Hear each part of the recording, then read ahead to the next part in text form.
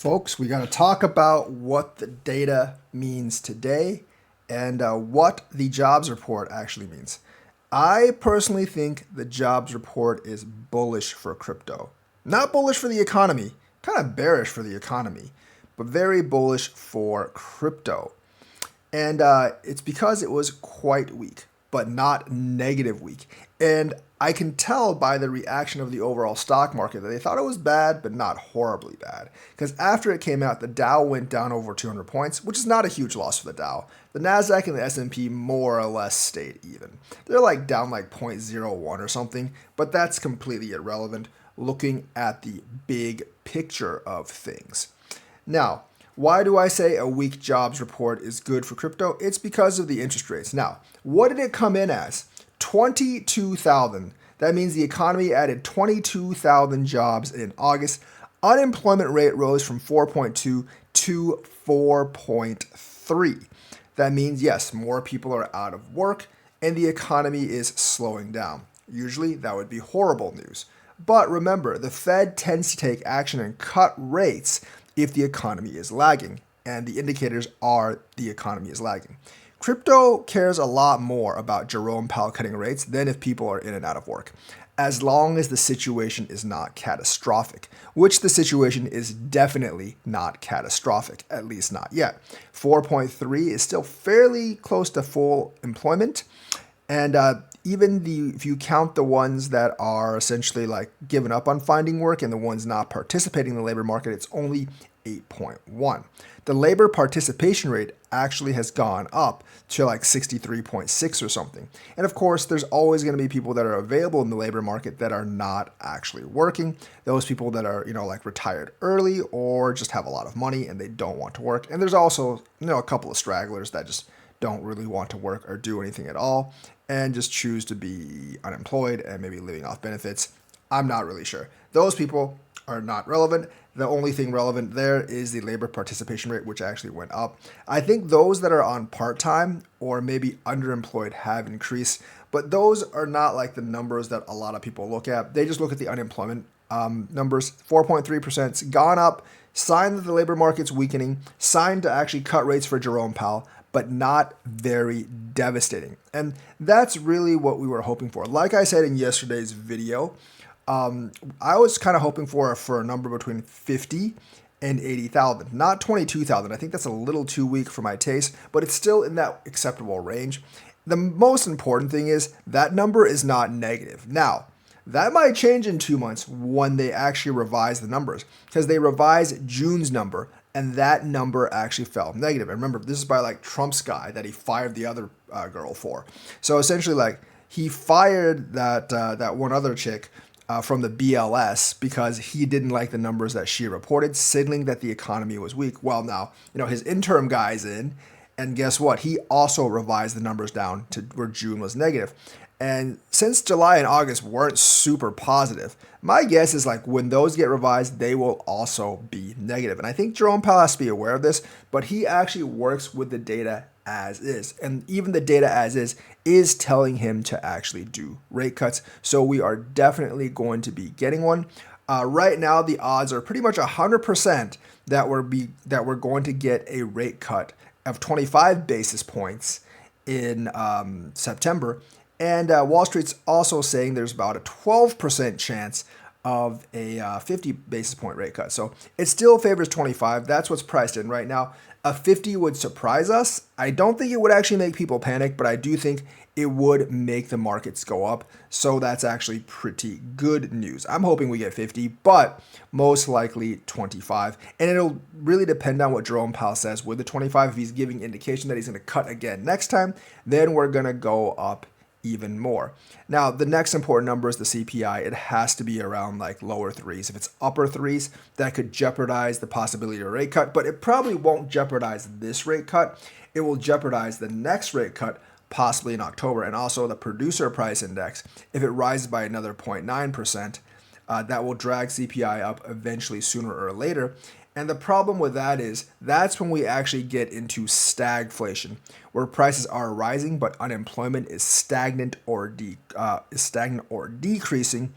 And that could definitely mess things up for the entire economy. That's not something that you can easily get out of. And of course, what I'm hoping the ideal situation is that Jerome Powell sees this. He cuts once this month, or even maybe two times this month, cuts once in the October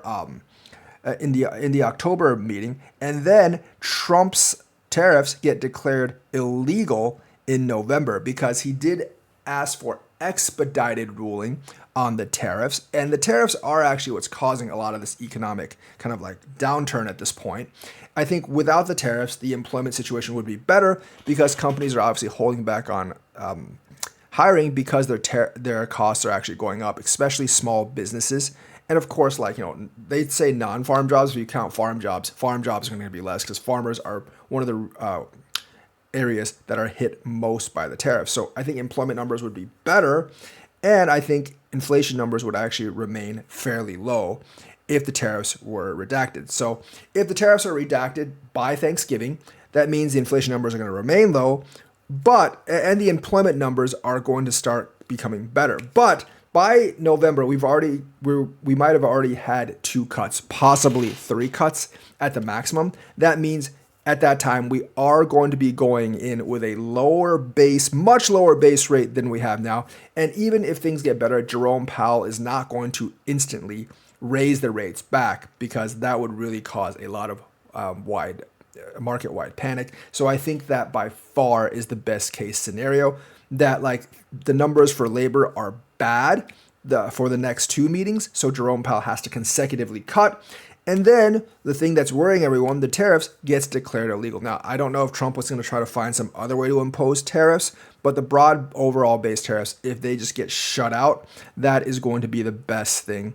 And hopefully that's what I'm hoping for by the end of the year. And that's why I think this labor report has been very, very bullish, despite being bearish for the economy, good for crypto. And I'm hoping that we don't get multiple negative labor reports because that will actually drag us into recession, possibly stagflation, which is the worst thing ever. But I think like if Trump's like tariffs get repealed, I don't think there is really a chance for that stagflationary environment.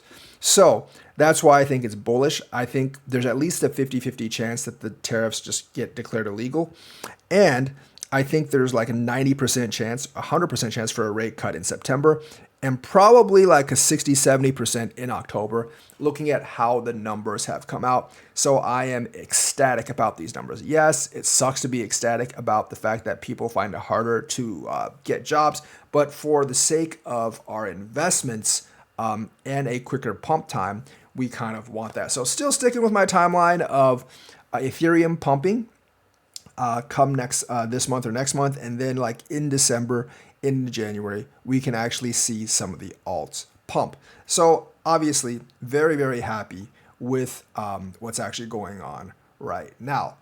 The SEC and the CFTC have also jointly hinted at a huge change in the overall market structure, and it does have to do with crypto. It's going to do with crypto tokenization and tokenization of stocks on crypto blockchains. Now, this will probably benefit most chains like Solana, which Kraken is already using to actually do this.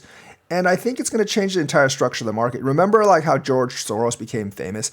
It was because he messed with the monetary exchanges. When they became 24/7, I think he shorted the British pound or something into oblivion. And that's where he got like all this evil moniker stuff.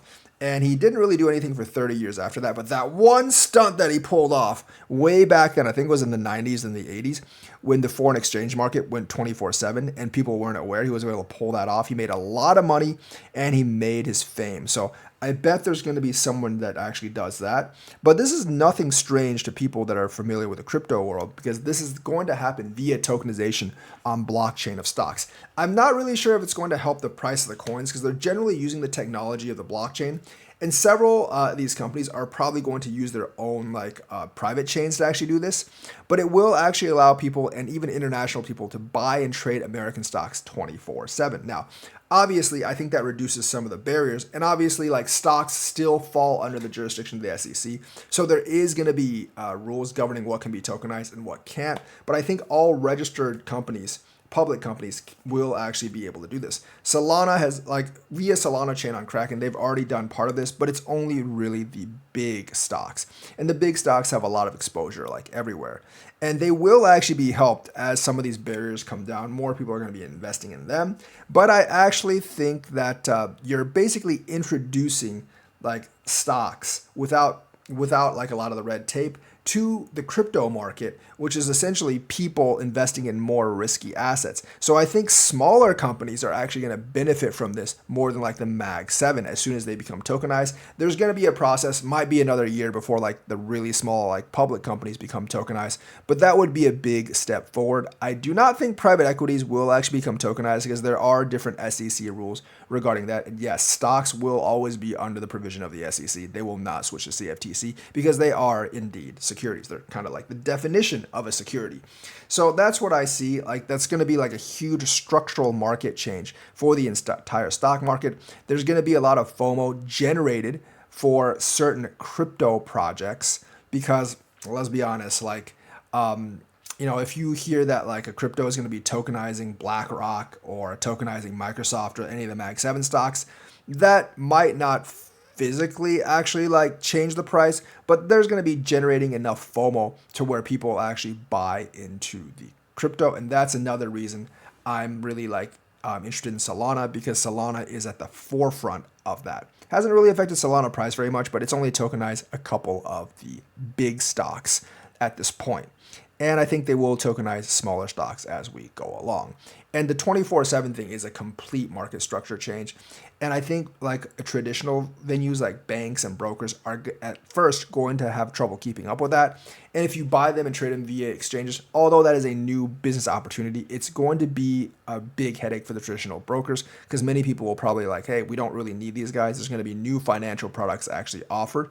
And crypto is going to take center stage as the underlying technology to some of these tokenizations. So be careful and really watch for which chains that they get tokenized on.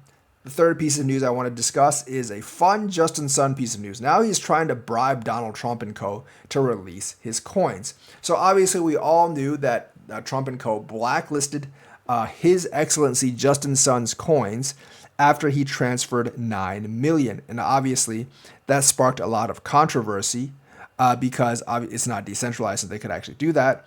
What he's actually offering is he's offering 10 million each to WLFI and Alt 5 Sigma, both linked to Trump. So he's offering to invest $10 million to two Trump-linked companies.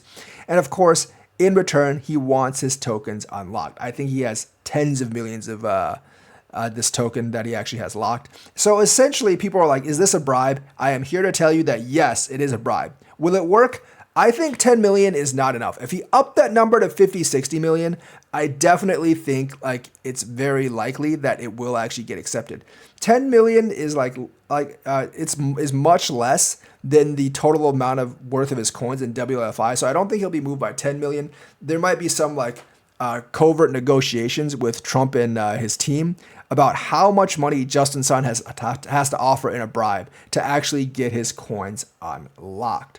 So basically, Justin Sun's like, we believe U.S. listed crypto stocks are an undervalued opportunity. I will market buy 10 million worth of both alts, ALTS, and $10 million worth of WLFI. Obviously, in his tweet, he did not mention the WLFI tokens directly, but I think everyone can guess that he's basically making this offer in an attempt to unlock his coins by offering $20 million to two Trump-backed companies. Now, like I said, I do not think $20 million is enough. That's very much chump change compared to how much he has. And I think, I think overtly, the WLFI people won't agree, but covertly they will probably be negotiating with him. And I really would not be surprised at all if in a few days they unlocked his coins and Justin Sun voluntarily makes a big investment in these companies. So right now he's saying Justin Sun is offering $20 million to Trump-related companies to get his frozen WLFI coins back. Amazing, claimed Jacob Silverman. It's interesting that he's posting this publicly. He can't, he can't call a Wicktopf and get this sorted privately. Now, I don't know if this was tactful by Justin Sun, because I think everyone can see this for exactly what it is, which is a bribe. So maybe he's just trying to get media attention. We all know Justin Sun's wealth goes well beyond his WLFI coins. So I find it kind of weird that he's actually wanting to post this publicly, because now I think it's less likely that the offer is going to be taken because there's going to be so much backlash to it. But maybe he just wanted to attract some attention. I don't know. I think if he ups his offer like 30, 40 million each to these companies, there's a good chance it gets accepted, but we'll have to see how this actually plays out. So that's the news for today. Let me know what you think. Like and subscribe, hit that bell notifications button. Thank you and have a nice day.